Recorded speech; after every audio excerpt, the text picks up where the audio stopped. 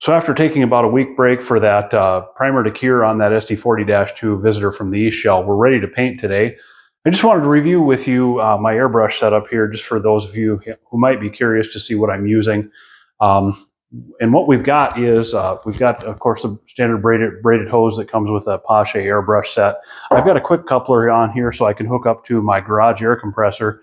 I've got a, I believe it's a 10-gallon garage compressor. That's an oilless model. Here's the compressor, and again, it's an oilless model, and we want that for use with acrylics and things like that, so that oil from the compressor doesn't leach into the paint through the compressed air. This is a garage compressor, but I do use a small homeowner compressor when we're painting downstairs in the shop.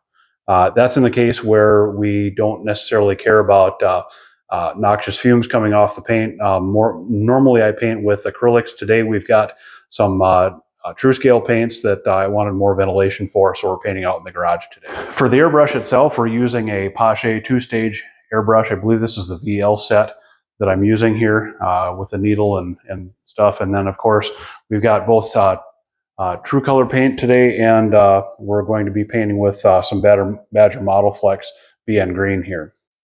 So I've got my tool pressure dialed into approximately 40 pounds on the regulator on the compressor here, so that's where we're going to go with for the airbrush.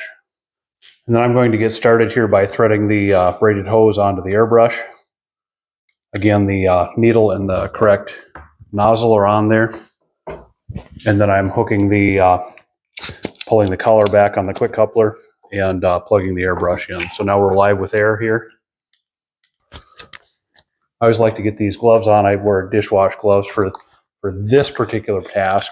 And it doesn't look like that needs to be mixed anymore. We're going to go ahead and pour that in the siphon cup. We need quite a bit of it this time because we're actually covering a lot of area here. And I'll set the cup down, replace the cap on the paint, and then I think we'll get started airbrushing here. So what typically you want to do is start the air, and the double stage airbrush means basically you have two controls. You have the control on the air and the paint, and you control them separately. You push down for air, and that opens a valve that allows air into the chamber in the airbrush, and then the pulling back pulls back on the needle and allows paint to come up from the siphon cup. What we're concerned with here is primarily just covering all surfaces of the stanchions and not the end rails on these, because these are going to be white, contrasting color, of course. We're getting a little overspray on our model here, and that's fine. We'll pick up the cab and start with that because it looks like things are going okay here. And the object here is to have the paint nearly dry by the time it hits the model, and that does a couple of things. That ensures good coverage, good even coverage. And we're painting this entire model blue. And again, we're at about 40 pounds of pressure with this Tru-Color paint. Normally, I do not like to use anything oil-based or anything other than acrylics, but this is what was available in this particular color, so this is what we're using today. And I'm putting on just a little bit at a time. It's always easier to put more on than take off too much. That's a mess. So we're going on to the battery box section and the cab sub base. Really all that needs to be done here is the steps and the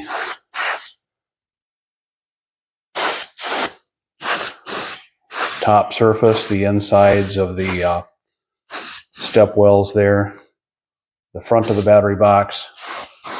This flat piece here with the holes, as you see, are vertical holes. At this point are not shown on the model, so that's all below the cab itself. If it has an interior in it, I would add, so that will never be seen on the finished model. That looks pretty good. We'll at this point move on to the running gear. And what we're looking for here is only the side sills painted blue. We do not care about anything else. The rest of this is going to be black. And that little rise there for the lower ductwork. And sounds like we're out of paint. We try to get these from both ways in order to ensure good coverage on all sides of those stanchions. It's no fun to look at the end porch of these things and see unpainted handrails, stanchions from the other side. That's a drag.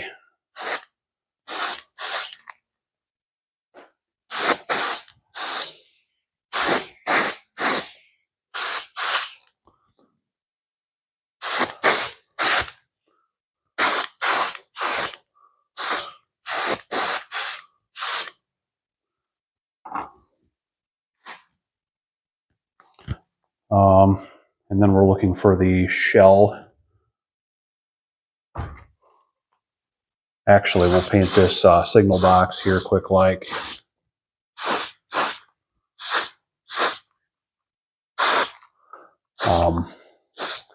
I've got the back side inserted into the paint handle. That will not be seen on the finished model, but the ends here are seen, so we're going to be careful with that. Then we'll move on to the long hood and the nose here.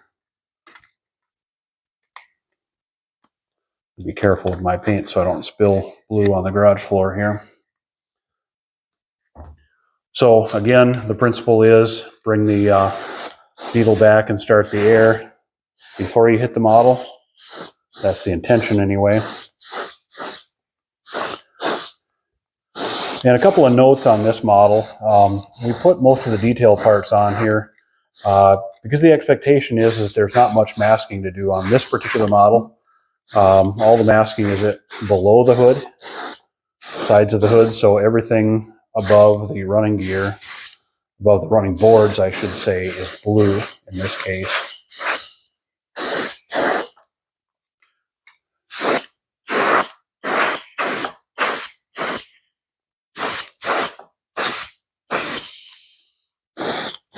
And with these radiator grills, it typically is best to get them from both angles. Otherwise, you'll end up seeing the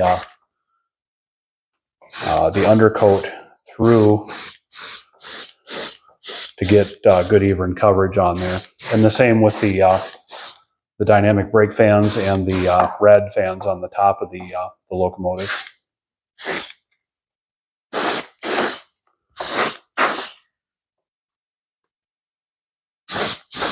And kind of the same too with the latches for all the doors and that blower housing there.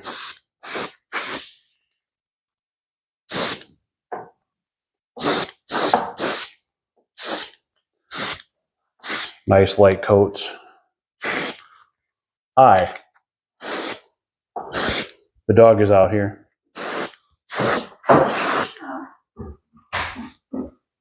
Would you like me to see the pictures on myself? I'm going to be, well, I mean, what time is it? How much? If you give me a minute to paint green here, I'm just about done with the blue. Yeah, I mean, I'm nice and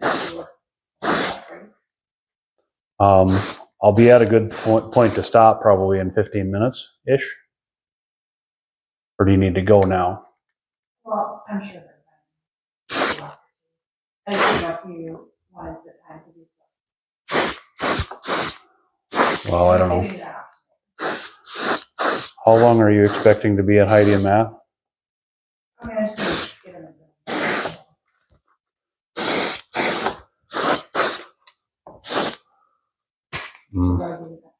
I would go, well, yeah. I mean, are you going to run any errands on the way back or anything? Or yeah.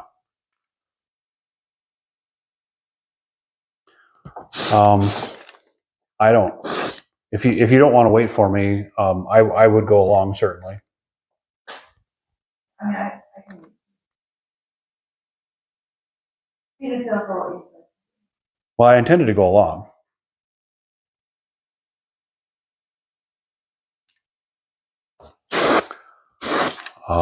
She's not bad. She's fine.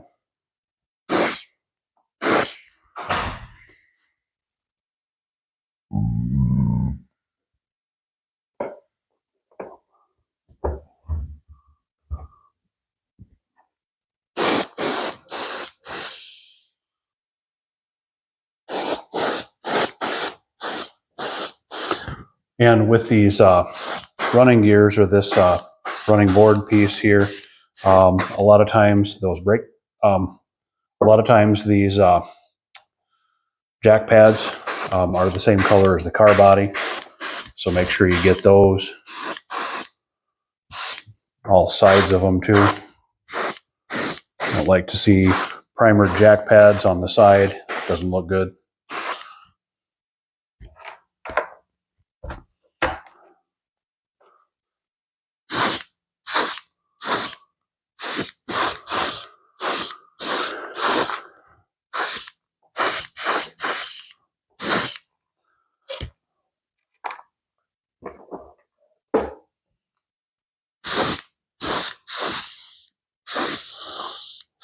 This stuff looks like it's drying super nice.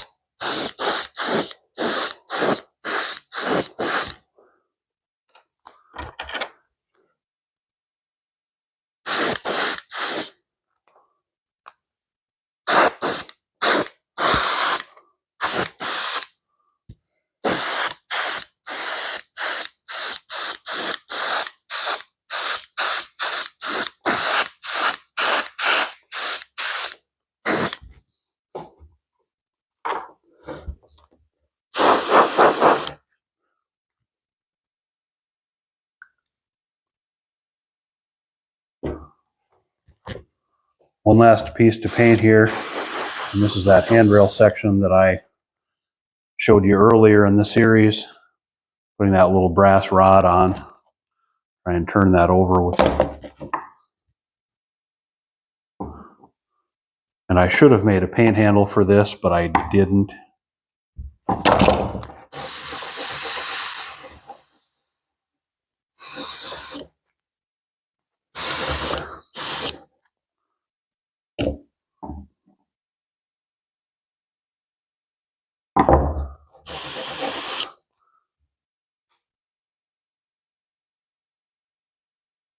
We'll go ahead and touch that up later.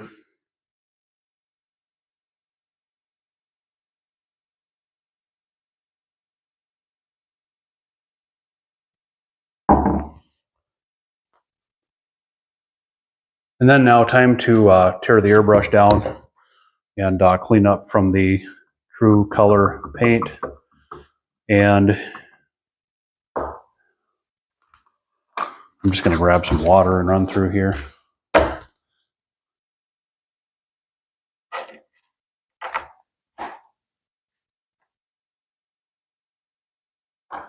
Get my models out of the way so we don't paint water over the top of what we've just painted.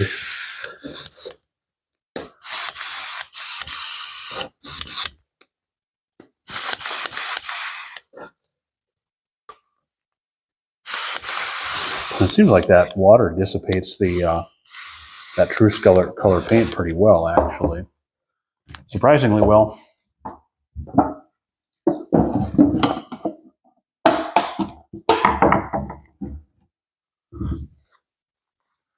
So we're going to take another siphon cup here and fill it with a little bit of acetone.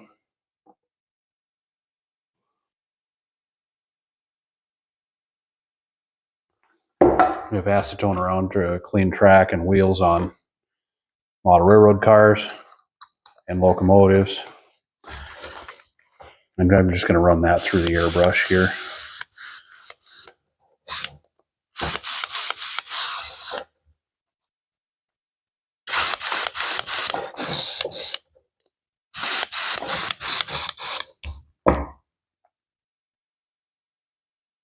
So we'll set the acetone aside, set the water aside. Actually, we'll run a little water again.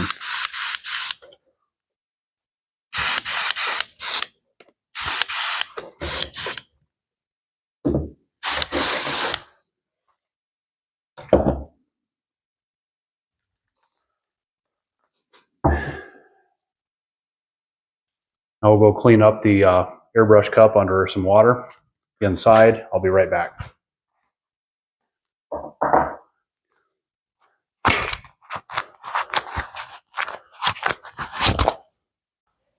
So we are done painting blue on our Visitor from the East project. We'll move on in the next episode to masking and painting black.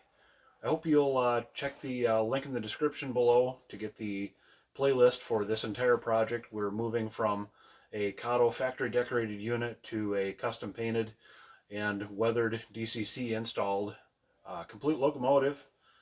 As always, hit that like button if you like this content here, subscribe for more, and hopefully I'll see you in the next one.